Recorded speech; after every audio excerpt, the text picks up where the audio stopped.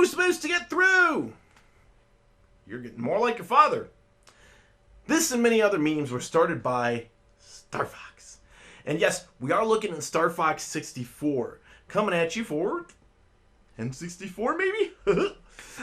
So, this is almost 20 years later, and it's a game that up till now I've never been able to beat. But, good game, bad game? Let's find out. Maybe it's even a history lesson, by the way. Let's go. Star Fox 64 kicks off with Fox McCloud, leader of a whole rogue. We're the rogue squadron here. And what are they doing? Mercenaries for hire, and who's hiring them? Cornerio. Why? Monkeys! Monkeys! We got monkeys everywhere! The Simian forces are coming! We must defeat Andros! That's actually it, in a nutshell. Look it up if you don't believe me. Monkeys are attacking, guys. Oh, and by the way, you have to fight all the way to Venom. And not the Eddie Brock, not the Flash Thompson, but like Venom, where Andros lives. So, that's the game in a nutshell in the story. Defeating Andros frees the galaxy. Yay! Whatever. What I liked about this game, though, is that it actually set forth a lot of standards that we see in flying, such as you can go behind the cockpit or over the wing. Over the wing actually works very well because you can see more of where you're at. This actually has a lot of banking, and of course the dual barrel roll, which is not actually a true barrel roll. The barrel roll you see there is something else. I like the fact that the N64 controller is really good for this game. I mean, this is the controller that you want, as you can slow down, speed up, with your controller. And the analog stick is just perfect for controlling your R-Wing, which is great because Nintendo had to do something with that analog stick. It just sat there for the longest time. Oh yeah, you could use it in Mario 64. But the analog stick for some of the games they had just were like, whatever. So I did like that. It was great. Now, the game has 3 basic paths, and depending on how bad you suck, you end up on the bottom. The bottom is the, you don't play very well, do you? I'm on the bottom path. Every time.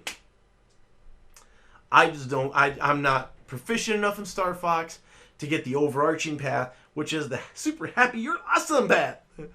So everything you see here is from the bottom one, which stinks because that means I don't get the submarine, which is basically an underwater version of the R-Wing. So, whatever, guys, whatever.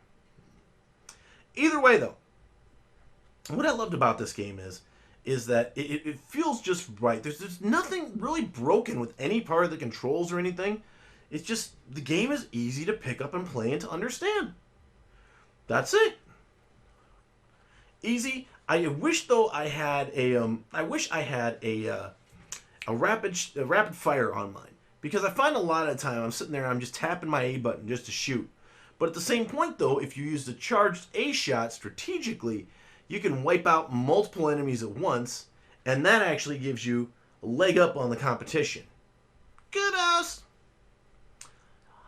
So you want to be careful with your shots, and as you become more and more proficient, obviously you're going to score higher in the game, and that's what they want you to do.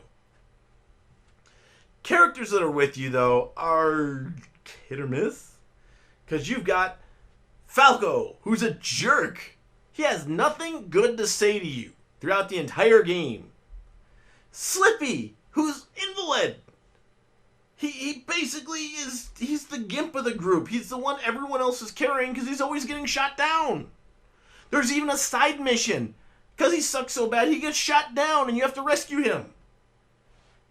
And then Pepe, who is all too familiar, but your father. I have to remind you of your dead father. Hey, did you know your father's dead, but you did something just like him? It's like, thanks. Trying to bring back those painful childhood memories while I want to focus on the mission? I should fly in alone without you guys. Now on paper, Slippy's supposed to help you find secrets. Pepe's supposed to give you more tutorials in the game, and I don't remember what Falco's supposed to do. He's just a jerk. I'd like to Falcon Punch him! Different meme. So, the game itself, though. Game itself, fun to play. Characters suck, but whatever. Now, the ships. The R-Wing is nice to control, but the Landmaster sucks. I've never seen a tank flip over, roll itself, just because the pilot's like, hey, watch this! Somehow they thought it was a good idea to try and translate the R-Wing controls into a tank. The tank stinks. The tank has very poor handling. And then on top of that, they're like, we need to let it hover a little bit, so let's let you pull both triggers at the same time, the Z and the R, and hey, look! It's flying, kinda! Whoever thought on paper that was a good idea, no. No, no, no, no, no! So I'm very disappointed with that level, and that's all I'm going to say on it for now. Boss battles range from ridiculous to why are you wasting my time? First battle you get into, it's an enemy who basically is sitting there and he's got a backpack on. Well, it's on his back is his weakness, right? And what's he do? Every time you zip around and try and get at him, he just decides, well, you know what I'm going to do? I'm going to take and I'm going to freaking turn so my chest is towards you again. And even though you've got 3 other squadron members flying around him, and you're the only one shooting him. I brought these guys for what again? Oh, it is so frustrating with those guys. They don't do anything to help you. And so this boss battle just wastes more time than anything. But then on top of that, you get the fight against Starwolf. Your first fight, and what is it? You've got a couple minutes to beat them. No one else is shooting them. And this place is going to explode if you don't get Starwolf defeated quick enough. Thanks for nothing. So this is all gets ridiculous. It's a waste of time, and it's like, It doesn't detract from the fun of the game, but it gets frustrating when you're trying to speedrun and stuff. You have to get better. Practice makes perfect. And although this game can be beaten in about an hour, it's practice, practice, practice, practice. So, that to say, I also like the multiplayer. Now, I wish I had more people who played multiplayer with me.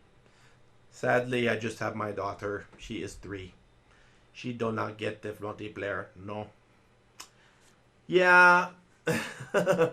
You can tell these are one-sided matches, but you know what? You can have up to 4 players. Now, I remember when I was a kid, this was great because I would have me and my 3 other brothers. And we'd all be sitting there, and we'd all be like dogfighting each other. We loved the Sector Z because you could fly through the girders and everything.